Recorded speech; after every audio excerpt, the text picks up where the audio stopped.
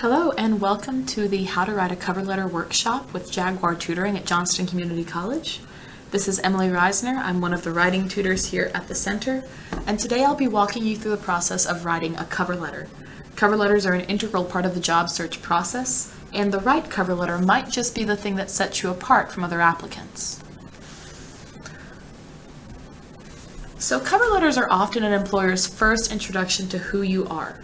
A good cover letter should explain who you are as a person and as an employee, what you bring to the table, and how you can support their company with your skills and abilities.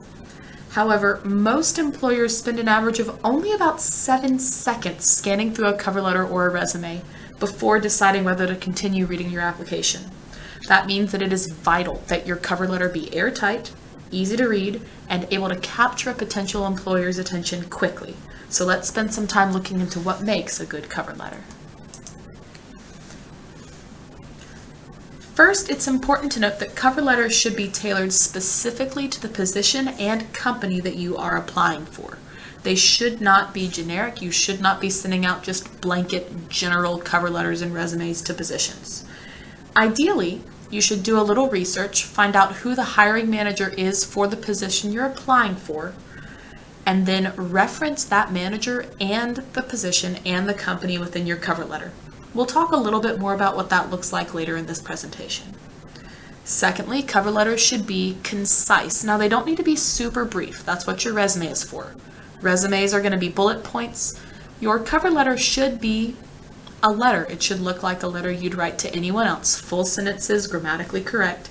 You should use the cover letter as a place to expound on the information in your resume, as well as talking about, like we said earlier, how your skills play into the work that company is doing.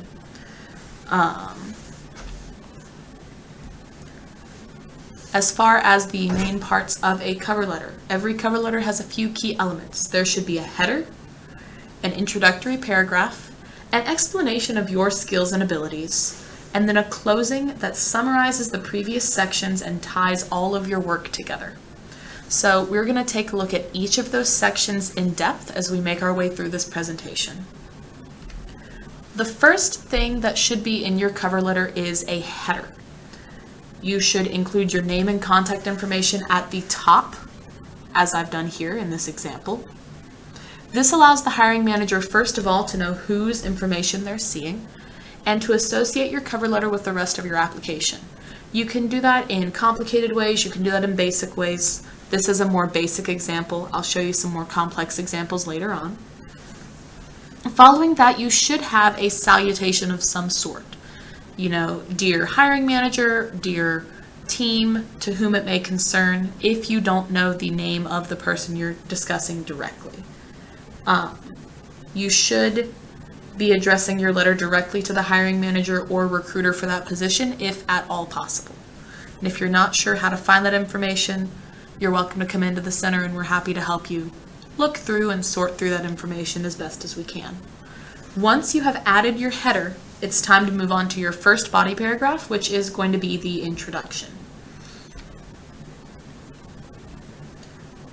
The first paragraph of your cover letter should be an introduction to who you are and why you are writing this letter. Remember, the hiring manager will likely only glance at this section before deciding whether to keep reading, so keep it short. Make sure to hit the main points that you want to address. You should begin by explaining which position you're applying for and at which company. That helps the hiring manager to associate your job application with the correct job opening and allows them to forward it to the appropriate department when they're ready to move your application onward. You should very briefly discuss your own skills and experience, tie in how that makes you qualified for the job, and this paragraph is also where you should mention any current employees who referred you to the position and the company. So as an example, I've written, I'm excited to be applying for Pharmaco's R&D director position. That's explaining what I'm applying for. My former colleague, Mark Markson, mentioned that you need someone with experience in the pharmaceutical industry. That's the person who's referred me to this job. As a seasoned pharmacist of 15 years who's worked with research and development in my current position, that's my skills and experience, I feel more than qualified to lead multiple teams in the development of new medications. That's me summarizing my qualifications. After you have introduced yourself, you should add a second body paragraph that might be a little longer that discusses those skills in more detail. It should also explain how you have used them in your current and previous roles. This is a good place to give concrete examples. Explain how you've used your skills and abilities to bring value to your current company with specific projects, tasks, and other roles you've taken on as part of that position. You should tie your skills and abilities into work that you could complete with the company you're applying to as well.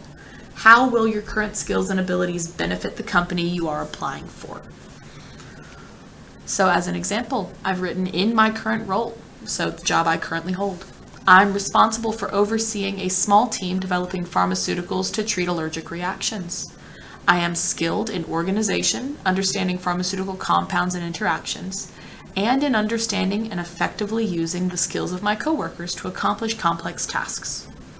So I've discussed the skills I have, I've discussed my previous work. One recent project required me to build a team, delegate tasks, and oversee the creation of an entirely new medication, which has recently been approved by the FDA and will enter the market in August. This is a specific project that shows the skills that I'm bringing to the table. This medication adds an estimated $15 million valuation to my current company. You want to talk about how you'll bring value to your company. And is a revolutionary addition to the field of pharmaceuticals to address anaphylactic reactions.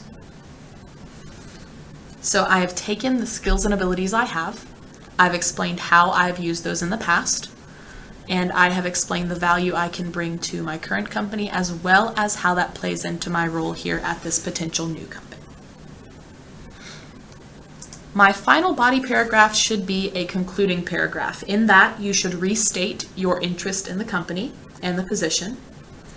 You should remind the hiring manager briefly of your skill set and what you bring to the organization. Finally, make sure you thank the reader for your time. Attach contact information again, and sign your name at the bottom. It is traditional, though not necessary, to leave a larger space and attach your signature, and then type your name in print beneath the signature. So for this concluding paragraph I've typed, I would welcome the opportunity to bring my skills to the team at Pharmaco as your new R&D director. As a skilled leader, organizer, and pharmaceutical professional, I feel I can add valuable insights and experience to your organization, leading to the development of new solutions and revolutionary medications for patients. Thank you for your time and consideration. You can reach me at 919-012-3456 or by emailing scriptumex@pharmacy.gov. I look forward to hearing from you soon. And then I've signed off the name of this example pharmacist who I'm using for this cover letter. So that is kind of the structure of a letter. Those are the key components that you should include in your cover letter. To give you an idea of layout, here are a couple of examples of cover letters. We can take a look at these to see how they can be formatted to inspire visual interest, as well as pointing out a few things that I think these cover letters have done exceptionally well. So this is the first cover letter I'd like to highlight. First of all, I'd like to note that it is visually interesting and memorable without being overwhelming. The person who wrote this cover letter has a really nice blue rectangle up here highlighting his name and his role. He's got his contact information up here in the top corner, as well as a link to his portfolio for the hiring manager to look through and his LinkedIn page. That is a really good way to show off your contact information and remind the hiring manager who you are, without overwhelming them with a lot of bright colors and a lot of interest. The main point of this cover letter needs to be the text that's down here, but they also need to remember who you are. This person has also included all the needed components of a good cover letter, and so this is a solid example to base your work off of.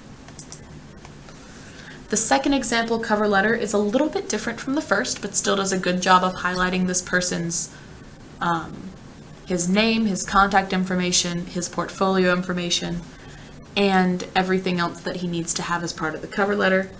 Note that it is directly addressed to the hiring manager for this position. And even though this person is still a student, he says, He is highlighting the previous work experience that he does have and showing how it relates to the company he's applying for now.